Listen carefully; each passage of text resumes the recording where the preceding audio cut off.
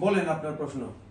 Battery, solar electric, জাহাজ কিংবা sheep কিংবা টমটম, auto, three wheeler, energy density, কি প্রশ্ন বলেন?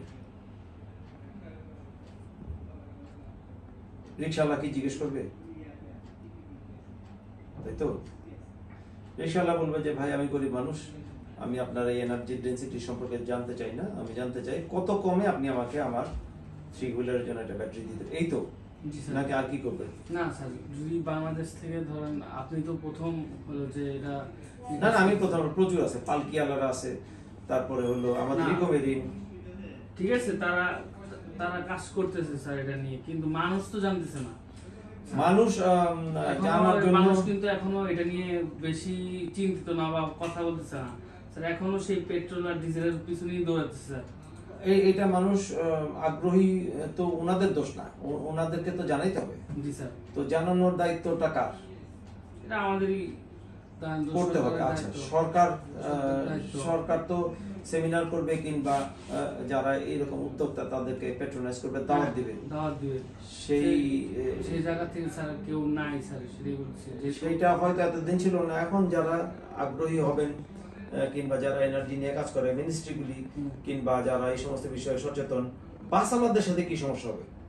স্যার, বাসওয়ালাদের নিয়ে আমার যে প্রশ্ন ছিল যে আপনি যখন এই যে আপনার যে শিপমেন্ট ইকো মেরিন নিয়ে যে কাজ করবেন, আপনি বললেন যে ঢাকা থেকে যদি আমি স্টার্ট করি, ঢাকা থেকে পানিপথে হয়ে টঙ্গী অবধি আবার একটা ইউ শেপের একটা রোড করবেন আপনি, ঠিক আছে? টঙ্গীর ওখানে যদি খালটাকে চওড়া করে তাহলে পুরো সার্কুলারই হবে, অসুবিধা হবে স্যার। একটা ইউ শেপ আচ্ছা, ইউ শেপের একটা করলেন, যেখানে মানুষ ঢাকার অনেক দূর থেকে এসে ঘুরে যাতে সহজে এক প্রান্ত থেকে আরেক প্রান্তে চলে যেতে পারে স্যার, ওই জিনিসটা করবেন আপনি যেটা চিন্তা ভাবনা করলেন। কিন্তু এখানে হলো যে বাস মালিকদের যে সমস্যাটা, বাস মালিক বিজনেস যেভাবে চিন্তা করে, যে যেমন বাসওয়ালার প্রত্যেকটা মালিক চিন্তা করে যে আমি সরকারের তো টাকা দিই।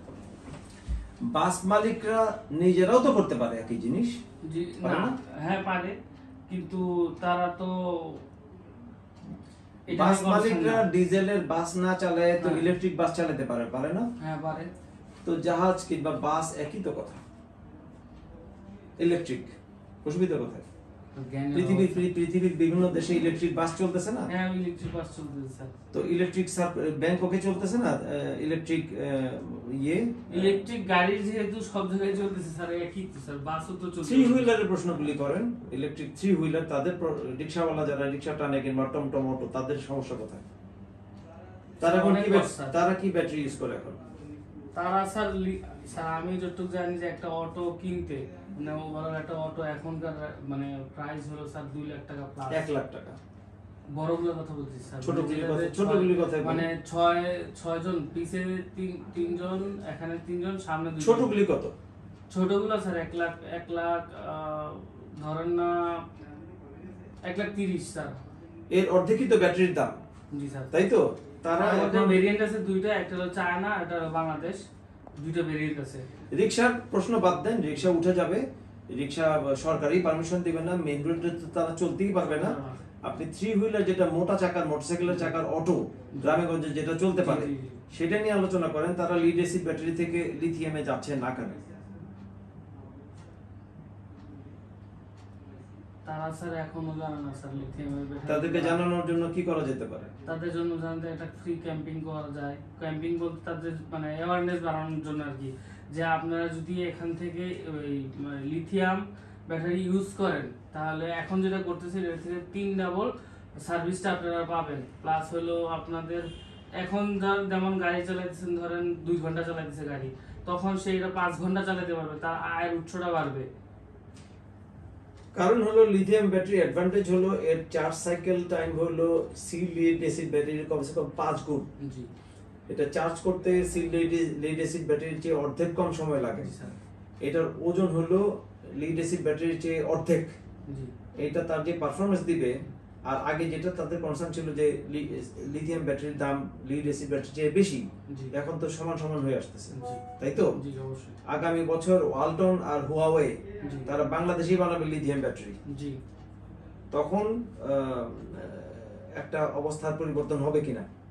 তা তো অবশ্যই স্যার। এখনই তাহলে তারা লিড অ্যাসিড ব্যাটারি বাদ দিয়ে লিথিয়াম ব্যাটারিতে যাচ্ছে না কেন?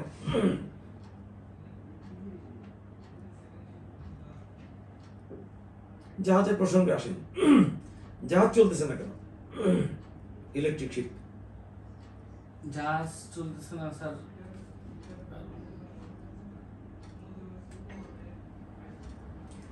যে ক্যাপাসিটির দরকার জাহাজের, সেটা হলো প্রাথমিকভাবে এটা ইনস্টিটিউশনালি সাপোর্টেড হইতো। সরকার যদি চায় কিংবা বড় কোনো গ্রুপ অফ ইন্ডাস্ট্রি তারা যদি 10টা শিপ ফ্রি চালায় সার্কুলার ওয়াটারওয়েতে, তখন এই বাস কোম্পানিগুলিও বলবে যে ভাই আমার এটা লাগবে, আমাকে এটা তৈরি করে দেন, কিন্তু আমিই চালাই। তখন তো আর ওটা লাগবে না, কারণ বাস কোম্পানি তো আর একটা দুটো নাই, সবাই যে বিজনেস করতে, সবাই করুক, অসুবিধা কি? তখন তো আরো বেশি হবে না?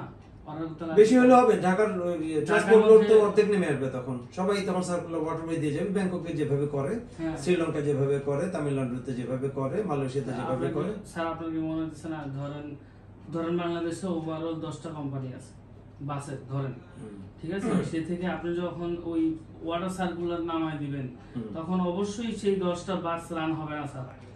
এটা আপনারটার মধ্যে সবাই কনভার্ট হয়ে যাবে।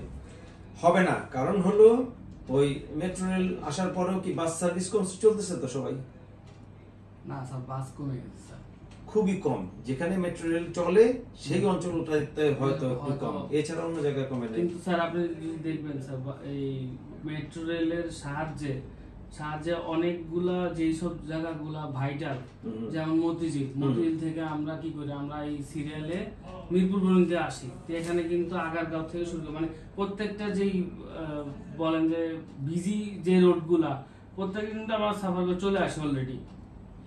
হ্যাঁ, এখন মেট্রো রেলও তো ইলেকট্রিক, জি, বাস ইলেকট্রিক হতে পারে, জি, জাহাজ ইলেকট্রিক হতে পারে, স্যার টমটম গুলি ইলেকট্রিক হতে পারে। জিনিস আমার মাত্র মাথায় আসলো স্যার, আমরা কি ওরকম পরিমাণ বিদ্যুৎ উৎপাদন করতে পারি যে পরিমাণ বিদ্যুৎ আমার দরকার?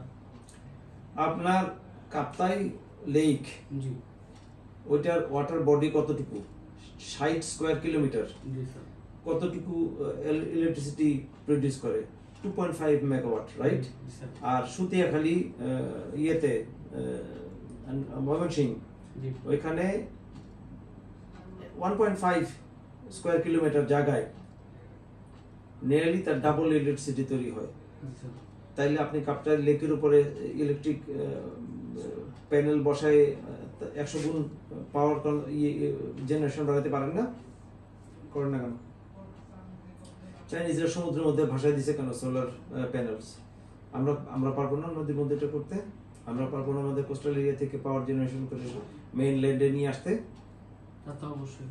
এলন মাস্ক সে চায়নার অফশোরে নদীর মধ্যে, সমুদ্রের মধ্যে প্যানেল বসে ইনসাইড চায়না 1000 মাইল ভিতরে ইলেকট্রিসিটি পাওয়ার নিয়ে যেতে চাচ্ছে। আমরা পারবো না কেন? সবই সম্ভব। অ্যাওয়ারনেস করতে হবে, টেকনোলজি যেই পিভট, যেই ডিসরাপশন, সেটা আনতে হবে, এবং এটা আপনি পারবো না। এটাকে সিনিয়র ইনভেস্টার্স, সরকার কিংবা ইনস্টিটিউশনস, তাদের পক্ষ থেকে সাপোর্ট লাগবে, হঠাৎ করে হবে না। এখন স্যার আপনি যদি বলেন যে এইভাবে সাগরের মধ্যে, নদীর মধ্যে সব জায়গায় তো পসিবল না, ঠিক না? কাপ্তাই লেকে বসায় দেন, কাপ্তাই লেকে বসাই দিব। সেই ক্ষেত্রে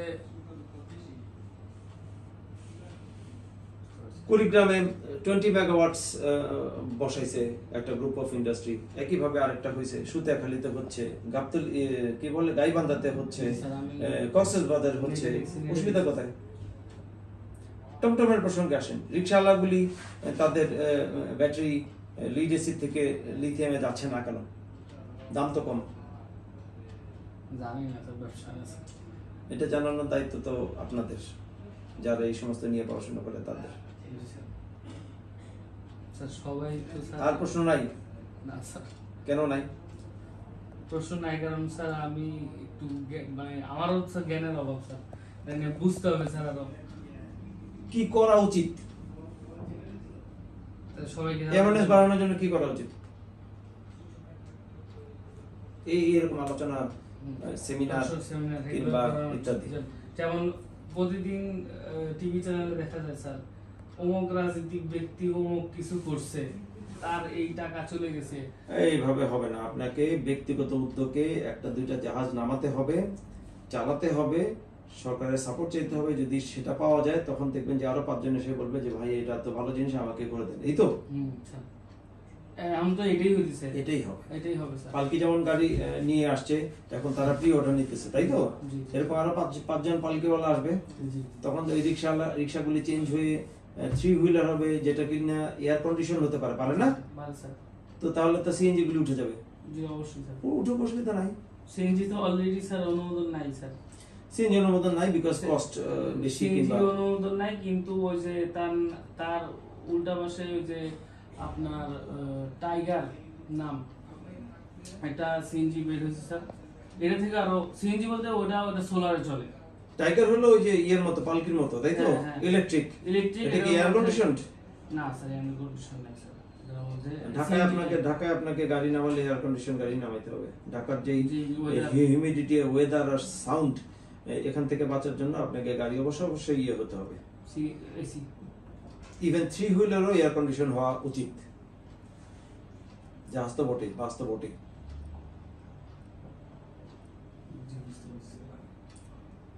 থ্যাংক ইউ।